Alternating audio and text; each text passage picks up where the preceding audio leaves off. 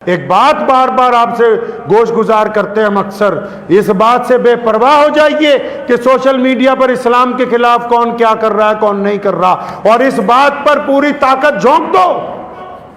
کہ جن غیر مسلموں سے آپ کے تعلقات ہیں،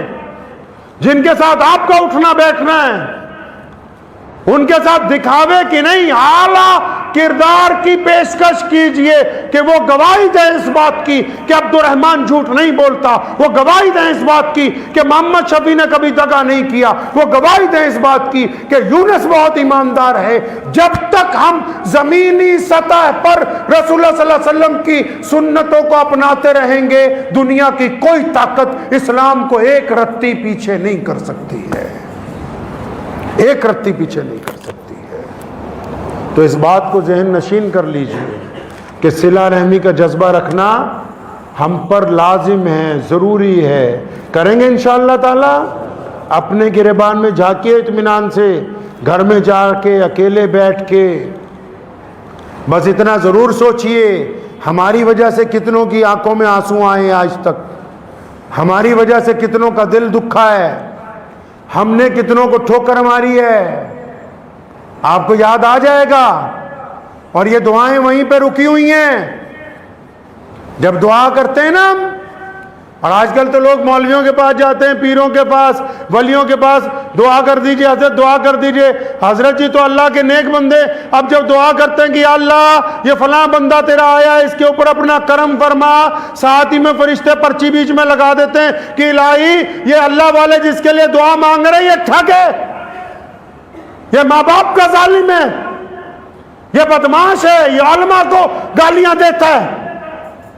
یہ جس کے لیے دعا مانگی جا رہی ہے اس نے بہن کا حق مار رکھا ہے، یہ جس کے لیے دعا مانگ رہے ہو یہ اپنے نوکر پر ظالم بنا ہوا ہے، یہ جس کے لیے دعا مانگ رہے ہو یہ اپنی بیوی کے چہرے پہ تھپڑ مارتا ہے، یہ جس کے لیے دعا مانگی جا رہی اس کے پڑوسی سے خوف زدہ ہیں۔ جب وہ شکایت نامہ بیچ میں پہنچتا ہے ساری کی ساری دعائیں وہیں کی وہیں دھری کی دھری رہ جاتی ہیں۔ کوئی دعا کوئی شے، نبی علیہ السلام نے فرمایا نا کہ جس کے دل میں نرمی نہیں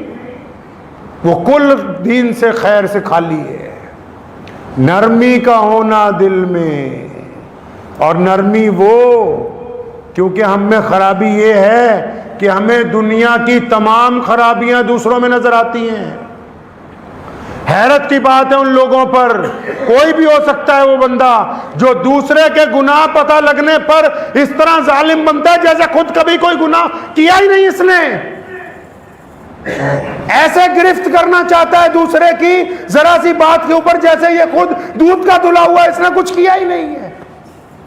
اور پھر ساتھ میں ایک لفظ کہتا ہے کہ جی میں تو جو کہتا ہوں سچ کہتا ہوں، مجھے تو منہ پہ کہنے کی عادت ہے۔ اگر منہ پہ کہنے کی عادت ہے اور تمہارے میں سچ کہنے کی جرت ہے تو آؤ پھر بتاؤ کہ اب تک کتنی عورتوں سے زنا کیا، کتنوں سے ٹھگی ماری، کتنوں سے بے ایمانی کی، کتنوں کی بیٹیوں کے لیے غلط ارادے بنائے، بولتا کیوں نہیں تو؟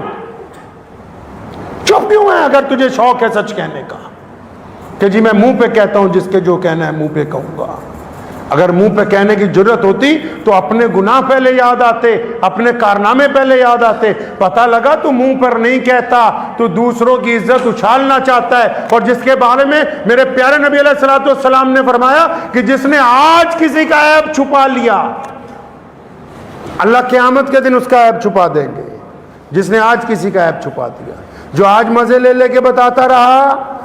پھر قرآن نے کہا وَيْلٌ لِكُلِّ هُمَزَةٍ لُمَزَةٍ کہ کوئی بات نہیں، عیب تلاش کر لوگوں کے، ان کو آگے پھر سپلائی کر، لیکن قیامت والے دن تیرے اس دل کو نار اللہ الموقدہ، اللہ فرماتے ہیں اس دل کو پھونکیں گے اسی جگہ پہ، جس طرح ٹچ موبائل میں جس ایپ کو انگلی لگاؤ وہی والا ایپ چلتا ہے نا، اس طرح صرف اس دل میں آگ لگا کے گولا چھوڑ دیں گے، پھر تجھے پتہ لگے گا کہ تو جن لوگوں کی برائیاں کرتا تھا تیرے ساتھ بنا کیا ہے۔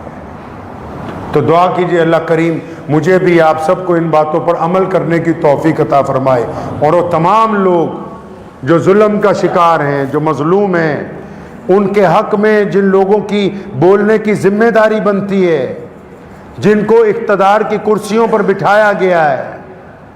وہ صرف یہ سمجھتے ہیں کہ ایک لیٹر پیڈ اور صرف ایک